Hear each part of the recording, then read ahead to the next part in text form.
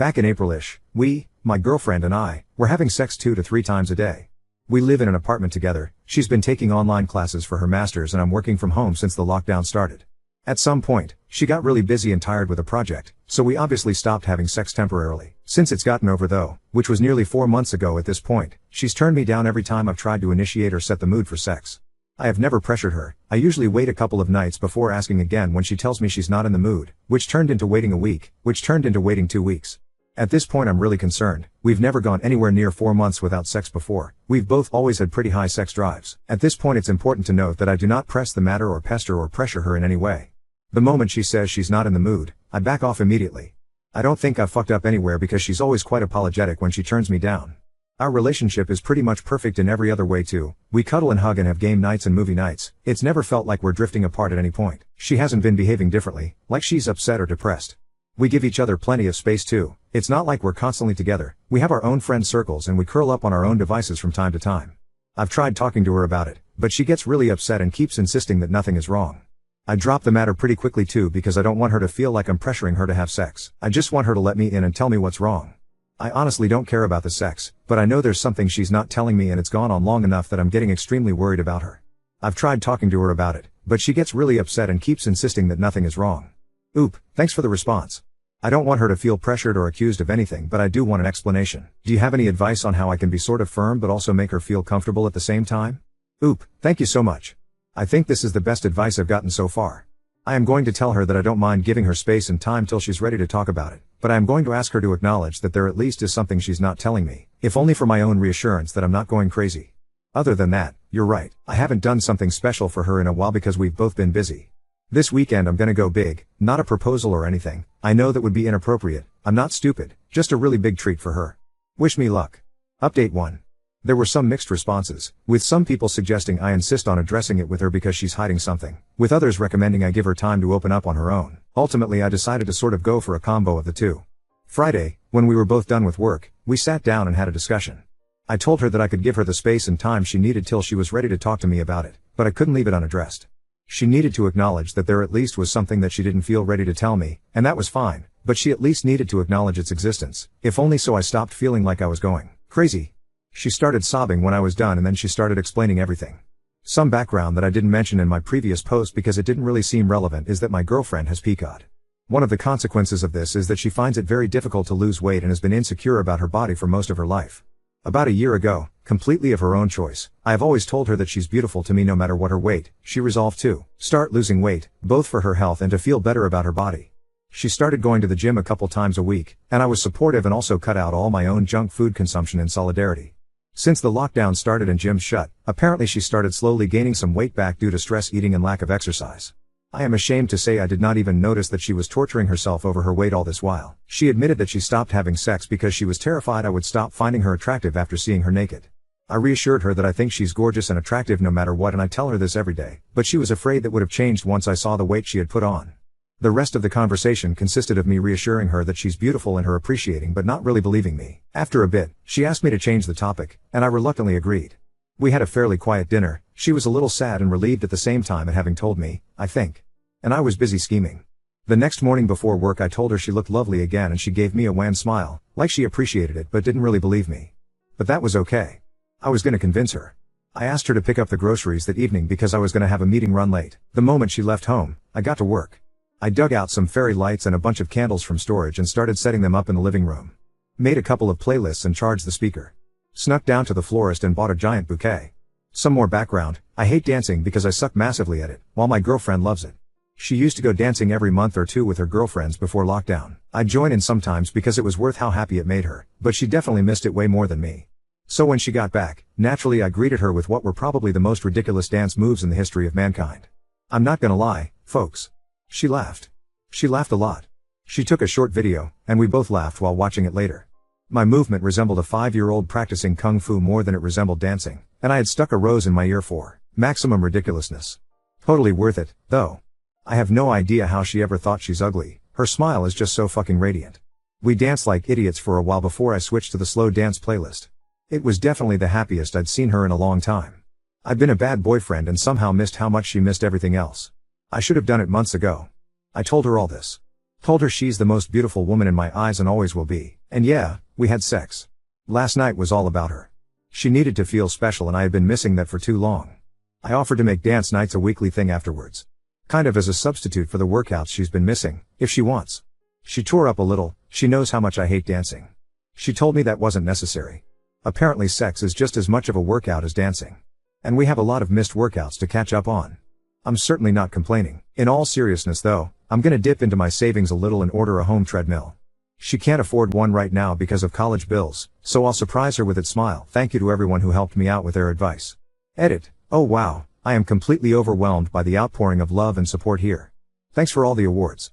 I just logged back into this account but I promise I'm going to read each of the replies. One thing I saw pop up a couple of times that I just want to reassure you guys about is that she's mentioned wanting a treadmill but not being able to afford one several times in the past, so I know she wants one. However, I figured that it's dumb to take the chance, and one surprise was good enough, and if there's anything this whole experience has taught me, it's the importance of communication.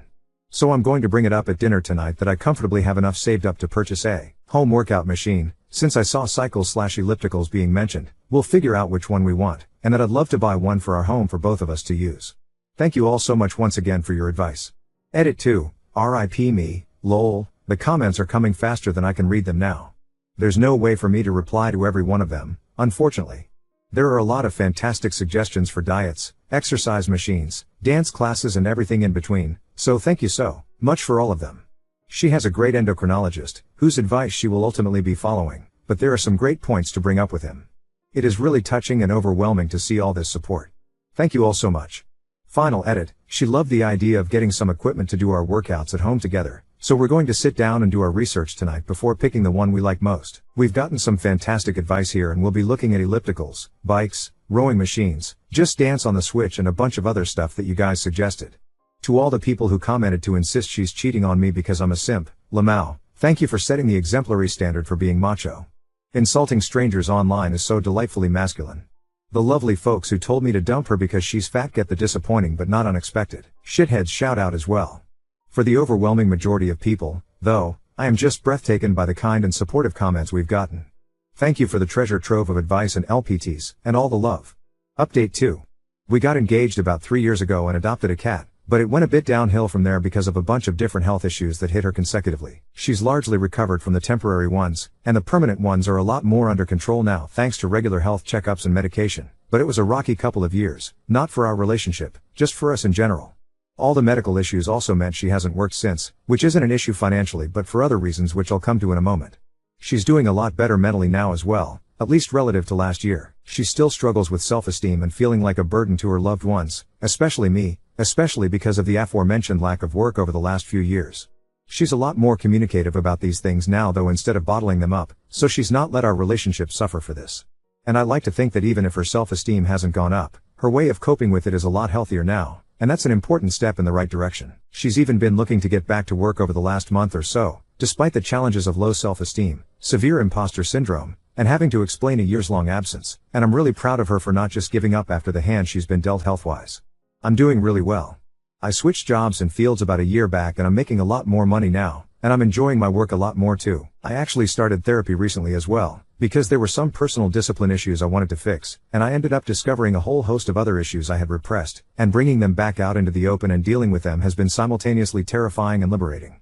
But it's also made me a much better friend and partner, so looks like I'm gonna have to keep braving them for as long as it takes.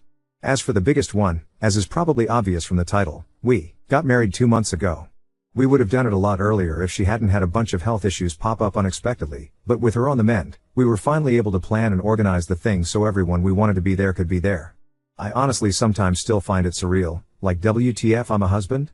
It still feels like I'm dreaming sometimes and I'm still that clueless wide-eyed college kid, but I look at the woman sleeping next to me and I remember all the ways I've changed for the better, all the ways I've grown up because of her influence, and I feel really lucky to have her. And I know that I, and she, still have a lot more growing up to do, but I'm feeling this overwhelming contentedness within because we get to do all that growing up together. I don't know if I'll update this again, maybe if I get reminded of this account sometime in the future, and something major has happened since. Until then, Merry Christmas and Happy Holidays everyone, and I hope the new year is your best year yet. Now on to second story. Was asked to take in my son's best friend from a troubled home, and now I'm torn between responsibility and compassion. I have one son, Henry, aged 12. Henry is best friends with a boy named Archie, aged 14. It has always been clear that Archie comes from a troubled home. From what I can gather, and I do not have the full information, Archie's mom is a drug addict, and Archie has been on the at-risk register for a long while. Honestly, I don't know why it has taken them this long to decide he is being moved into foster care. Last Friday, I received a call from my son's school, saying they couldn't discuss it with me but asked if I would give them consent for my information to be passed on to Archie's social worker. I agreed, and not long after, I had a call from his social worker explaining that a section something or other was being put in place, which meant that Archie was going to be removed from his home and placed into foster care. I was told that the school had recommended me and asked to see if I could take him in, basically. They said it would likely be long-term until he turns 18. I honestly didn't know what to say. I was in shock. I have been unofficially supporting Archie for a while now. I pick him up from his house and drop him off at school with my son. He spends a lot of weekends at my place. On days where he doesn't come to my place, I make sure to pack him something to eat when I pick him up because he told me that his school lunch is his only meal most days. I buy him soap and deodorant, and I even wash his clothes for him. But supporting however I can and taking him on fully is a big jump. I'm a single dad. I have a decent job, but I'm far from well off. I live in a small 2-bedroom house, meaning Henry and Archie would have to share a room, which they do now when Archie stays, but it's only for short bursts. Plus, there's the responsibility of taking on another human. I was told that they had a lack of foster carers in the local area, so if I didn't agree to take him, it is likely he would have to move counties and schools. I don't want that. I was already having Archie stay with me for the 2-week Christmas holiday, so I asked if I could think about it and give them a firm answer in the new year. They agreed. Archie has not yet been informed about any of this. I've tried to make this a normal Christmas for him, as much as possible. My heart is telling me, of course, you're going to take that little boy in, but my brain is worried about the responsibility and cost of taking on another mouth to feed, another boy to clothe. At the same time, I keep thinking about Archie's situation. He has already had such a rough start in life, and I know he needs stability and care more than anything else. I can't bear the thought of him being uprooted again, losing his school, his friends, and the small semblance of normality he has here. I keep asking myself if I can really give him what he needs, and I don't know if I have all the answers right now. I've always taught Henry the importance of kindness, and I see how much he cares about Archie too. Part of me feels that this might not just be me taking on more responsibility, it's also about giving him the chance to grow up with a sense of love and belonging. So, I suppose I'm left balancing what's practical with what feels right in my heart. And I'm leaning towards saying yes. I spoke to my own mom about it, and she thinks it's an awful idea. She's worried I'm biting off more than I can chew, especially as a single dad. She reminded me that I already have a lot on my plate with work, the house, and raising Henry on my own. She said that taking in another child, especially one with a difficult background, would add stress and might affect my ability to provide for Henry properly. She didn't say it outright, but I could tell she's afraid this might make life harder for all of us, including Archie. I understand her concerns, honestly, I do. But I can't imagine just turning him away when he needs help the most. I told her that I haven't made a final decision yet, but that I need to think about what's best for everyone involved, not just what's easiest. And I haven't even discussed any of this with Henry yet, which will be a huge factor in my final decision. Update 1. When I was asked to take in Archie, at first I felt honored. Then I felt worried about everything. I am quite an anxious person in general, and my thoughts were flooded with concerns about whether I'd be good enough to support Archie in the way he needs. I love my mom, but she didn't help. I think I get my anxiety from her, although she has it on a much higher scale than I do. Every possible thing that could go wrong, she was texting me about all week. You're already stretched thin with work and Henry. You won't get one-to-one time with Henry anymore. How will you afford everything? These are real concerns, and I'm glad she brought them up because they gave me the opportunity to think about how I could mitigate them. A few of you mentioned the fostering allowance, which I knew about, but I couldn't find any concrete information on how much it would actually be. Every source online seemed to give a different answer, but none suggested it was very much. However, as some of you advised, I called the social worker's office and said I was seriously considering taking in Archie, which they were thrilled about, but I needed to understand the finances first to see if it was feasible. They said they couldn't provide exact numbers, as every case is different and it isn't decided until a placement is found. However, they told me the minimum would be around £190, about $240 US, per week, and that it would likely be completely tax-free. Additionally, I'd receive a significant discount on things like council tax. That was honestly a lot more than I expected, and much higher than most of the figures I'd seen online. They also put me in touch with some other foster carers who answered my questions, which was incredibly helpful. This week has been very busy.